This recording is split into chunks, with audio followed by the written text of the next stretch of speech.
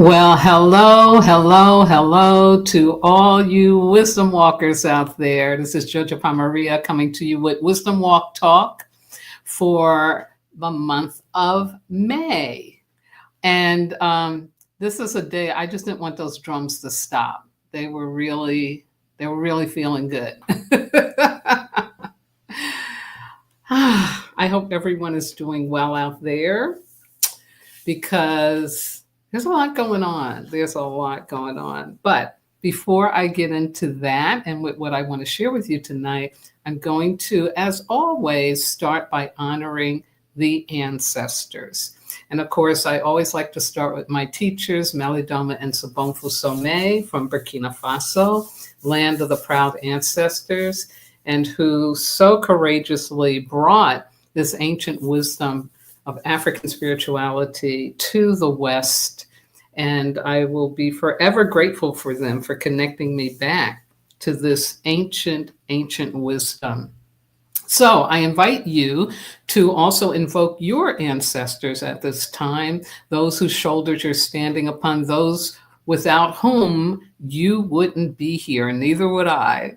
So join me as I do this invocation to honor our ancestors.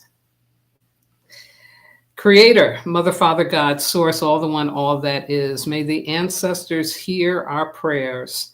Ancestors, we call out to you in the middle of the second quarter of 2025 and ask you to enable us to value and understand acceptance and non-attachment as our rod and our staff for moving through this chaotic, confusing, and painful Earth year. Guide us safely through our personal and collective challenges, and enable us to trust that everything is happening for a divine reason, which we cannot yet fully understand. Grant us the courage to practice negative capability, embracing uncertainty and mystery without seeking out facts or reason. Continue to guide us to have access to our higher timelines, where we know that unconditional love is the ultimate reward for our self-mastery. Continue to give us the strength and courage to honor this new age and new earth consciousness, daring greatly to live out our new narratives and knowing that these are divinely scripted for ourselves and for our world. And most importantly, ancestors, continue to enable us to move forth from the dark ages of modernity by placing our heads below our hearts, valuing people over profits, and always choosing love over fear. Thank you. Thank you. Thank you. Amen. Ashe Ahoa Sa Shinga Bismillah. So it is. Ashe. So once again, good evening to all you wisdom walkers out there. Again, here we are in the middle of this third quarter of the last Earth year, in this awesome and painful third decade of the 21st century. And we've been handed a cosmic directive very clearly, strong guidance from a greater order and direction to participate more than ever in our self-mastery. As I mentioned last January, the evolutionary energy of the Age of Aquarius, also called the Age of Illumination, is in full force and has increased our bandwidth for successfully doing our inner work. And I am so grateful to be able to be here with you and to provide you with some guidance for what we are navigating through on the planet at this time. So tonight, I'll guide you through the wisdom of our 5th annual collective commitment, which is validate. And it's about validating ourselves. And so I'm going to encourage that self-validation, choosing to feel worthy as a choice we must make daily. I'll spill on 3 major blocks: 2, choosing worthiness, and then I'll share some practical tools with you to help you remove those blocks. Yeah. So just as a reminder, this year, our annual commitments are transform, unlearn, transcend, reclaim, and this 5th one, of course, is validate.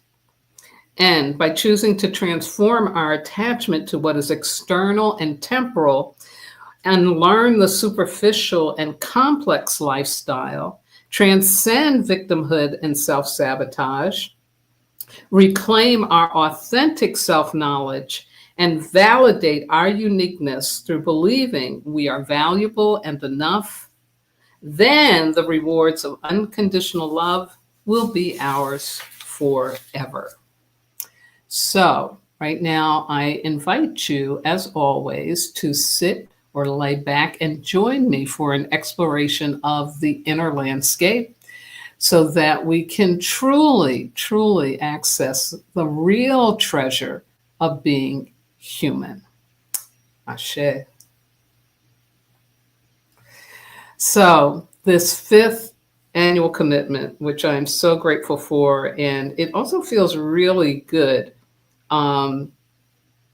It really feels good to be up to this point, especially after the way this year opened up.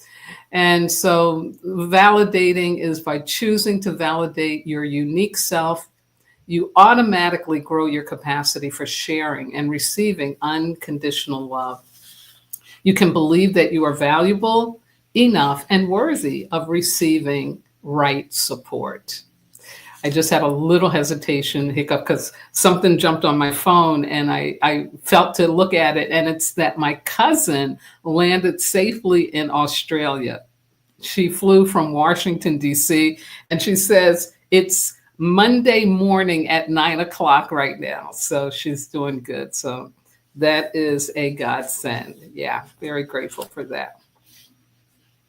So our quote for this month is from the great Iyanla Vanzant, author of many, many books. Of course, she's a great inspirational, motivational speaker. She's a television host. Iyanla Fix My Life. But the one book I most appreciate from her is called Value in the Valley. And the quote is, self-worth is an understanding on the intellectual level, trusting at the heart level, and accepting at the soul level that you are worthy just because you believe that you are. Your worthiness is proven by your existence, your breathing, the beating of your heart. Your mere presence is all that is needed to establish your worth. Amen to that. Yeah. So as Ayan was saying here, it is our birthright. It's what we're here for. But it's really can be very challenging to do. Yeah. Very challenging to do. And so I want to take you through some of what I see are some major blocks to us being able to experience our worthiness, to choose it, because it really is a choice once you're an adult. When you're a child, you're learning, you're a little sponge taking in whatever is around you from the adults. But once we become, an adult ourselves, it's time to get busy and realize that we have to choose to experience our worthiness. And when we're not choosing it, it shows up in our life in some pretty painful ways. Yeah. So those of you who are listening out there and feeling like life defeats you, I don't want to be here. How many more times do I have to go through these broken relationships? I can't, I won't, I shouldn't, just really feeling defeated by life. That's a real call from God and the universe for you to take on choosing to be worthy, choosing to love yourself unconditionally. Yeah. So I'm going to give you these 3 blocks, and then I'm going to give you some practical things that you can do to begin to shift that belief system around so that you're able to start consciously choosing to feel and be worthy. Absolutely. And a quick comment from Miss Cy Smith. Greetings, we're here, Mama and I. Thank you for delving into this principle. Woohoo! You two are so welcome, and I'm so happy that you're here.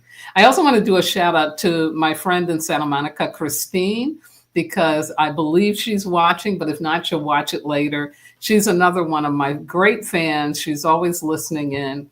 And then another one who's in Los Angeles is my dear Miss Caroline, who was a cheerleader for me to get my book written and is continuing to be that for my second book. So, and so many others out there. I hope I'm not leaving anybody out that may be listening right now, but just know that I am so grateful for your love and support. So here we go with blocks to invalidation. To validation. And the first one for blocking you from choosing worthiness is invalidation. Yeah, this is about being discouraged by family, friends, teachers for what you feel in your heart and soul is right for you. Okay.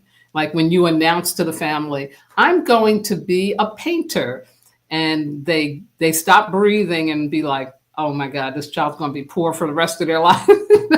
And you turn it into money, and then they ain't supporting you in that. Or whatever, it could be something where it does make money, but if it's not in alignment with what the family wants or somebody wants for you, they can be discouraging. Yeah. Teasing, being teased, being bullied, and parental neglect, meaning that someone isn't helping you really learn and experience what it is that you're being drawn to, what your purpose is. All of that is very invalidating. And then, of course, any adverse childhood experiences and traumas will definitely have you locked into, there's something wrong with me, I'm not enough, I'm not worthy. Before I came on the show, I was having a conversation with my sister. Her name is Cheryl. And we were talking, and I was asking her, is there anything I'm missing out? Is there anything that jumps out at you big about, how we get invalidated when we're growing up? And we end up talking about how things have happened that we may not be conscious of. So in other words, that our blocks are coming from something that we may not even be conscious of. And so she helped me really get clear, and I'm wanting to share this with you, that one of the reasons I am doing this is so that you can get more consciousness about what is creating blocks for you to feel worthy of having your happy endings in life, worthy of fulfillment, worthy of true love in your life. Yeah. Worthy of having a work situation where you feel supported and, enlightened and cheered, and all of that, because we're worth all of that. You deserve all of that. So that's my goal in this. I want you to become more conscious about what could be a block for you. Yeah, Ashe. So let's go on to the next one. Yeah. Heartbrokenness. Heartbrokenness. I may have spelled it wrong, but that's okay for right now. This is when when you've attached yourself to someone. I should also say something, like some situation or event, and they can't return your feelings, or the situation doesn't make you happy, even though you're pouring all your energy into it. The same thing with the person that you're attached to, that you say you love and maybe do love, but they can't return that. Yeah, that really breaks our heart and it makes us feel unworthy. Also, when you've been emotionally and or physically abused, gaslighted, or ghosted by someone with narcissistic tendencies, that is definitely going to give you feelings of unworthiness.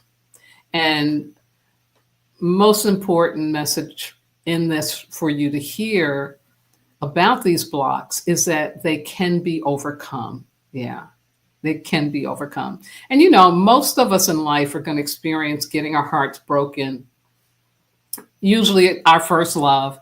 But we have to remember that it doesn't need to stay that way. Don't give up. There's a great song by Basha where she talks about that. And I'm blocking on the name of it, but it's really great because she's saying, yeah, if it doesn't work out the first time, keep trying. Try it again and again, and that's what this is about. But really recognizing how heartbrokenness can really have you not loving yourself, treating yourself like there's something wrong. Yeah. And, this is something I don't think we talk about enough with children and adolescents and young adults.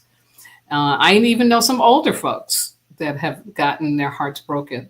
And, it really is something that can block us. Absolutely. Excuse me. And next, another major block to choosing our worthiness is comparison. Yeah. See, because you're a unique individual, comparing yourself will always bring self-criticism. You will never measure up to what it is you're comparing yourself to. You will always come up empty or not enough. And that's, again, because you are unique. There is nobody like you. So there's nobody to compare yourself to but you. Also, this is really important. And I was talking with one of my clients about this earlier in the week. Quite often, you will compare yourself to those who are wounded, but present the illusion of having it all together. Yeah. And, this gets into the fact that there is nobody on this planet. I don't care how much money they were born into. I don't care how beautiful they look. How good life was for them in the beginning. I don't care. You are going to come across some challenge because that's what we're here for. We're here to heal and grow and evolve. So there is nobody on this planet who hasn't had some wounding. And although it's growing in this new age, addressing those wounds is something new.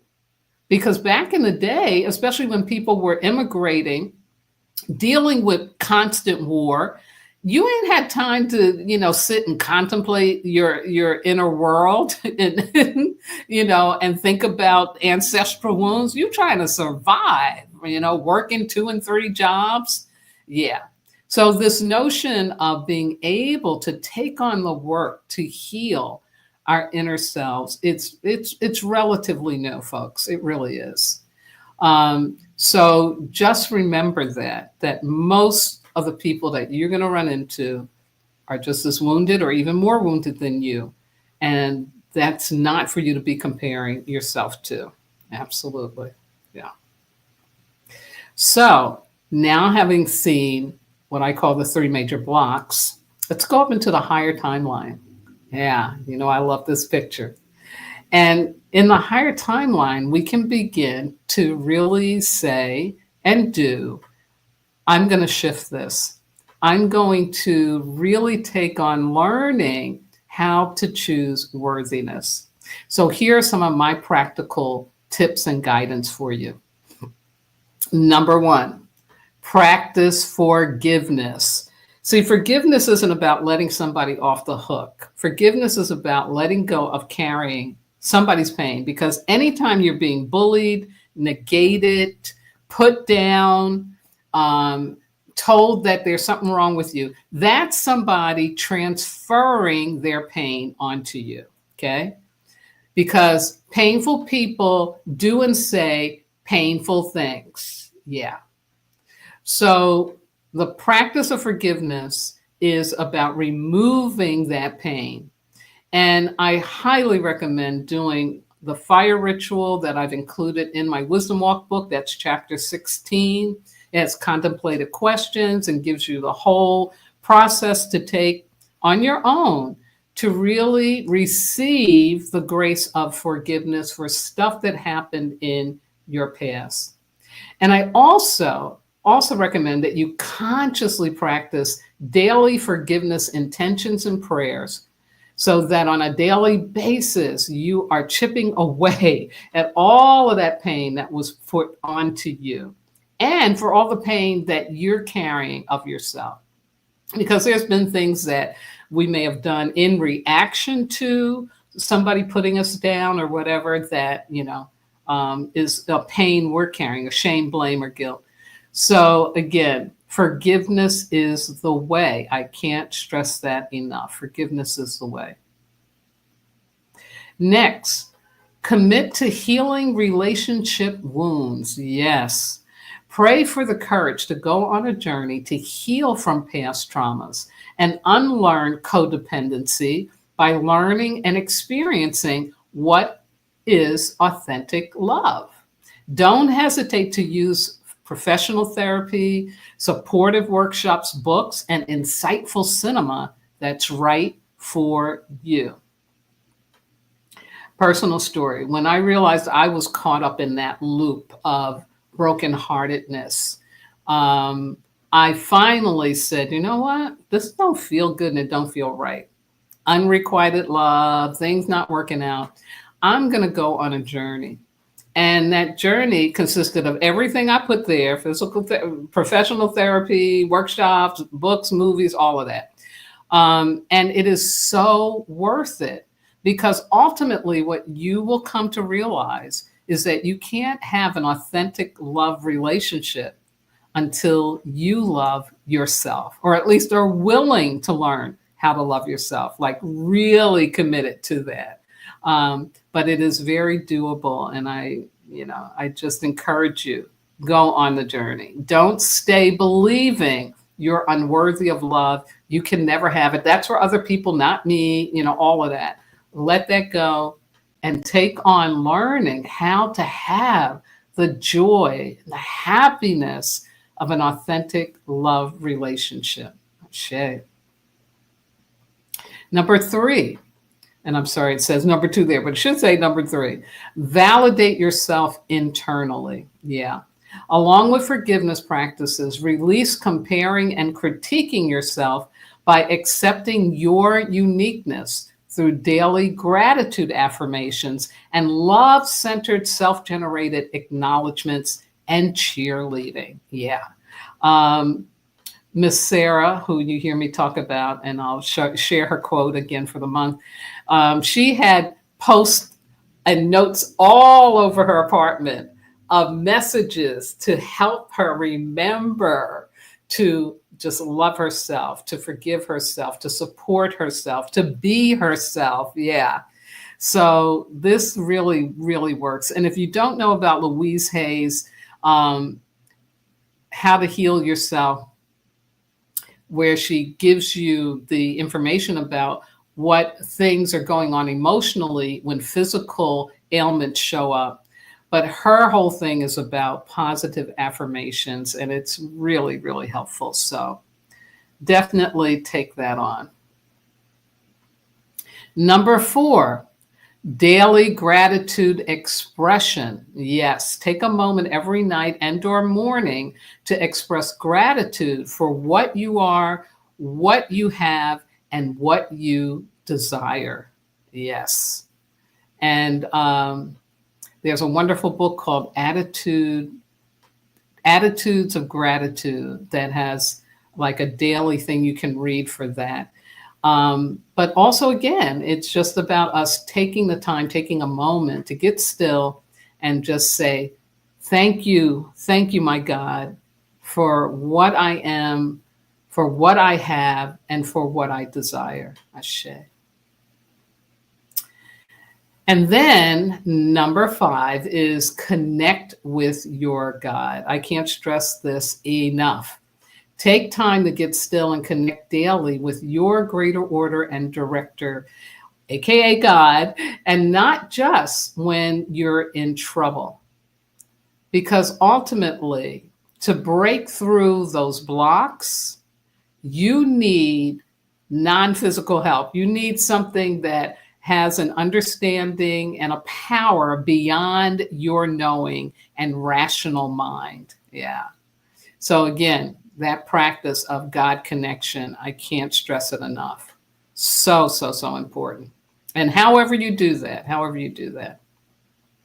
And then last but not least, do right relationships. Spend most of your time around people and groups who inspire you and who are able to support the truth of who you are and who you are becoming. And right relations is a Native American expression.